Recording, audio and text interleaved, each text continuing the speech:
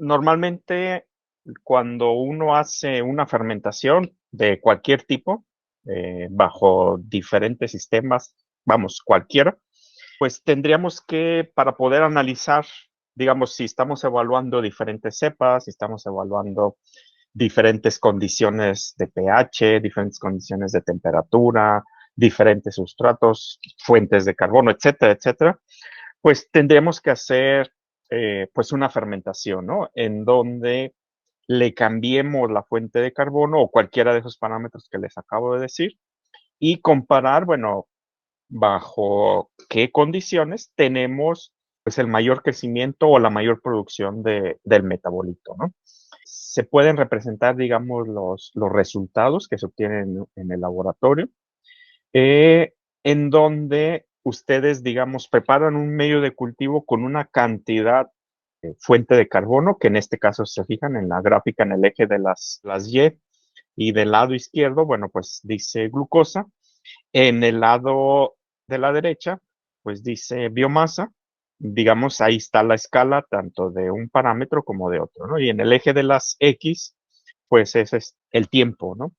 ¿Cómo representamos los procesos de fermentación en una gráfica? Bueno, pues, ¿cómo es que se comporta el consumo de azúcares? Se fijan aquí, esta línea bueno, son los puntos, se alcanza a ver cómo a lo largo del tiempo el microorganismo una cierta cantidad de glucosa, ¿no? Entonces, bueno, partimos de que preparamos un medio de cultivo, así como nos lo dice la gráfica, pues diríamos que preparamos un medio de cultivo con 10 gramos de azúcar por litro.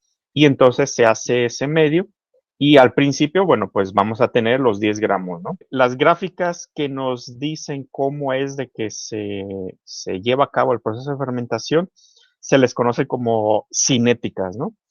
¿Qué es esta cinética? Bueno, pues que ustedes estén determinando, en este caso, diferentes parámetros. Se fijan aquí en esta gráfica qué es lo que están determinando. El azúcar que está en el medio de cultivo y la biomasa, ¿no? Esto a través o a lo largo de, pues como nos lo dice la gráfica, 10 horas de fermentación, ¿no? Entonces, una cinética de crecimiento nos va a decir cómo se comporta el consumo de azúcar y cómo se comporta la producción de biomasa a lo largo de pues un tiempo determinado. Entonces, estas serían, digamos, las gráficas muy características de bueno, ustedes pueden hacer, esta es una cinética de crecimiento a nivel laboratorio en un medio de cultivo, o igual en el caso, como lo que estamos viendo, en una fermentación, ¿no? Entonces, ustedes hacen su lote, preparan su medio de cultivo, lo esterilizan, lo inoculan y después de que lo inoculan, toman una muestra.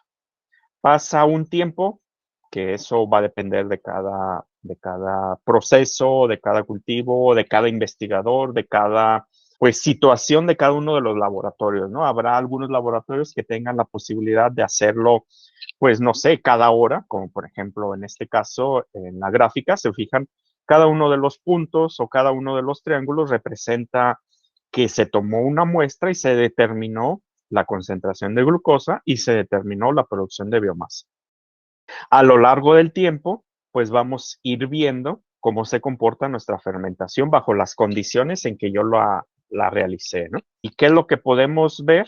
Se fijan, bueno, pues generalmente así sucede siempre, el sustrato, cómo se empieza a ir disminuyendo su concentración y va a llegar un momento que si se fijan aquí, como a las 9 horas ya no hay sustrato, o sea, la muestra que tomaron después de, bueno, a las 9 horas, les da de resultado que ya no tiene azúcar.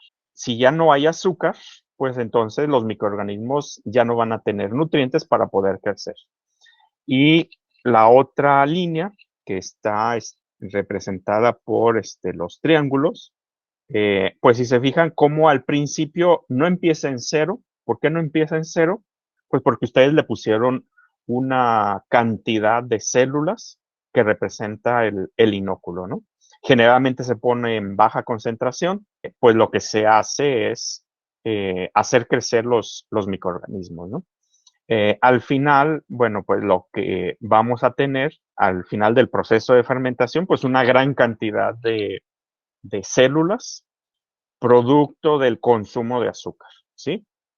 Entonces, esto que se puede obtener a partir de un cultivo en lote, ¿sí? Si ustedes vieran una gráfica más o menos de este tipo, claro, no exactamente, pero de este tipo, en donde se observa que los nutrientes ya hay un momento en que disminuyen o se agotan, pues entonces estaríamos hablando de un cultivo en lote, ¿sí?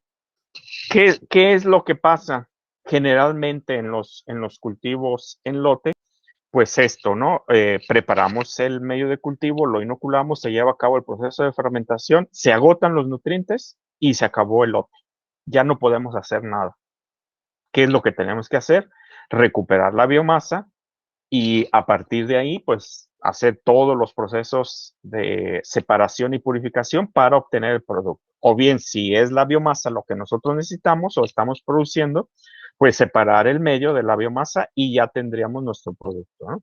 En algunos casos, pues, digamos que este sería un caso más o menos ideal, ¿no? Pero en algunos casos, las células, la producción de biomasa, no crece tanto. Se fijan aquí, hay un crecimiento exponencial de los microorganismos y en algunos casos no ocurre esto. Por ejemplo, el medio de cultivo sí tiene glucosa, pero el microorganismo a lo mejor necesita una vitamina o necesita la fuente de nitrógeno, que generalmente es en menos cantidad, se le pone al medio de cultivo, o bien el sustrato tiene una cantidad limitante de la fuente de nitrógeno, y entonces, pues, digamos que la curva, las curvas o las cinéticas, pues van a ser un poco diferentes, ¿no? Quizás el consumo de sustrato no vaya a llegar hasta agotarse, sino que continúe hasta, pues no sé, hasta, digamos, hasta aquí, ¿no? Pues que no pase, que digamos, ustedes hacen sus mediciones, la concentración de glucosa se mantiene en niveles altos, ¿no? Si partimos de 10 gramos por litro, pues esperaríamos que se agote o que quede muy poco, ¿no? Pero cuando ocurren paradas de fermentación, significa que los microorganismos no están fermentando y entonces no consumen el sustrato. Y el sustrato se queda ahí en la fermentación.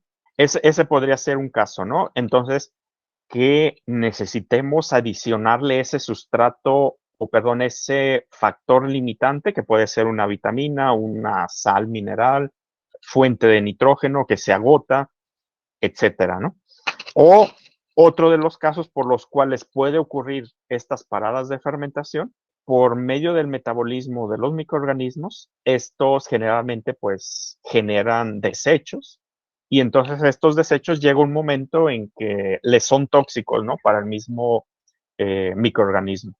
Y entonces ocurre también la parada de fermentación y no se consume todo el azúcar, ¿no? Si no se consume todo el azúcar, bueno, pues tendríamos que determinar qué es lo que está ocurriendo. Si le falta algo o ya es un exceso de algún producto tóxico que esté produciendo el mismo microorganismo, ¿no? Esta es una curva normal de la que se espera en un cultivo en lote y digamos si tuviéramos éxito. Si no tuviéramos éxito, pues ocurriría lo que les acabo de decir, ¿no? Se para la fermentación, no hay el consumo de sustrato que uno espera y por ende, pues no va a haber la producción del metabolito. Si yo espero, no sé, 5 gramos por litro de alcohol, pues a lo mejor solo voy a obtener 3 gramos por litro.